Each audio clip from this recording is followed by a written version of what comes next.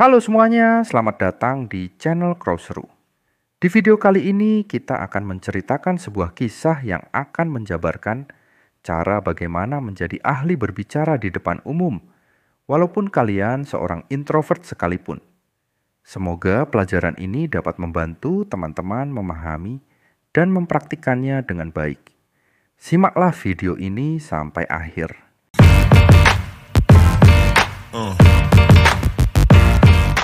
Di sebuah desa kecil yang indah, hiduplah seorang pemuda berusia 23 tahun bernama Dimas. Dimas adalah pemuda yang cerdas, tetapi ia memiliki satu kekurangan. Ia sangat gugup saat harus berbicara di depan orang banyak. Bahkan saat ia harus memperkenalkan dirinya di sebuah rapat desa, tubuhnya gemetar, keringat bercucuran, dan kata-katanya tersendat. Dimas merasa malu dengan kekurangannya ini. Ia tahu bahwa kemampuan berbicara di depan umum sangat penting, terutama jika ia ingin mengembangkan usahanya yang sedang dirintis sekarang, yaitu jualan hasil panen dari ladang keluarganya. Karena itu, Dimas memutuskan untuk mengubah dirinya.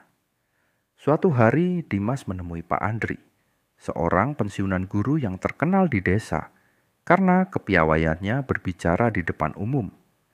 Pak Andri selalu mampu membuat orang terpesona dengan kata-katanya, meskipun ia hanya berbicara tentang hal-hal sederhana, seperti cara menanam sayur yang baik. Pak Andri, ujar Dimas dengan nada ragu, saya ingin belajar berbicara di depan umum seperti Bapak. Bagaimana caranya agar saya bisa percaya diri dan tidak gugup? Pak Andri tersenyum hangat. Bagus sekali, Dimas. Memiliki niat untuk belajar adalah langkah pertama yang paling penting. Mari, saya akan memberitahumu 7 langkah yang harus kamu tempuh untuk menjadi pembicara yang andal. Pak Andri mengajak Dimas duduk di bangku kayu di bawah pohon mangga di depan rumahnya. Pertama-tama, kamu harus tahu mengapa kamu ingin berbicara di depan umum. Apakah untuk berbagi ilmu, mempromosikan sesuatu, atau mungkin memotivasi orang lain? Jika kamu tahu tujuanmu, kamu akan lebih mudah menyusun materi dan merasa percaya diri. Jelas, Pak Andri. Dimas mengangguk. Saya ingin meyakinkan orang-orang untuk membeli hasil panen saya, Pak. Bagus, jawab Pak Andri. Itu tujuan yang jelas. Kedua, persiapkan materi yang ingin kamu sampaikan. Jangan asal bicara. Susun poin-poin penting dan latih cara menyampaikannya. Jika kamu merasa siap, rasa gugup akan berkurang. Pak Andri kemudian memberikan Dimas beberapa contoh cara menyusun materi. Ia menunjukkan bahwa pembuka yang menarik, isi yang terstruktur, dan penutup yang kuat adalah kunci. Langkah 3, latihan, latihan, dan latihan. Kamu tidak akan langsung mahir. Semua pembicara hebat melalui proses latihan yang panjang, ujar Pak Andri. Cobalah berbicara di depan cermin atau ajak keluargamu mendengarkanmu berlatih. Latihan akan membiasakan lidahmu berbicara dengan lancar. Dimas pun bersemangat mencoba langkah ini. Setiap pagi, ia melatih presentasinya di depan cermin. Langkah 4, kuasai teknik pernapasan. Pak Andri mengajarkan Dimas cara bernapas dengan benar. Pernapasan yang dalam dan teratur bisa membantu mengurangi gugup.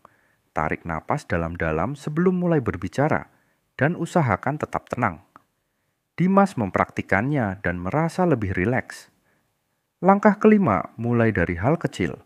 Jangan langsung berbicara di depan ratusan orang.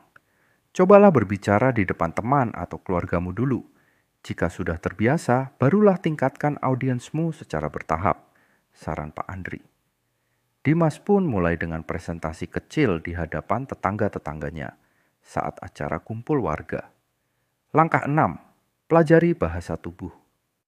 Bahasa tubuh yang positif bisa meningkatkan rasa percaya diri dan membuat audiens lebih tertarik, kata Pak Andri sambil mencontohkan cara berdiri tegap, memberikan senyuman, dan melakukan kontak mata.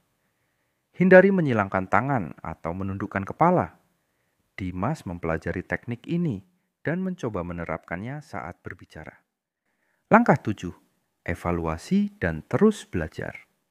Langkah terakhir, Pak Andri menekankan pentingnya evaluasi.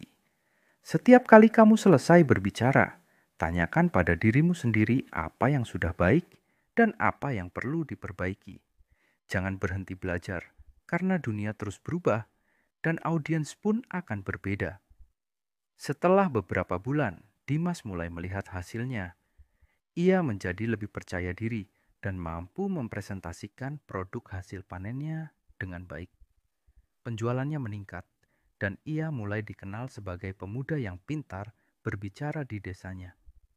Teman-teman, semoga kisah ini bisa menginspirasi kalian untuk terus belajar dan berkembang. Jangan lupa untuk tinggalkan like dan komentar positif jika cerita ini bermanfaat bagi kalian.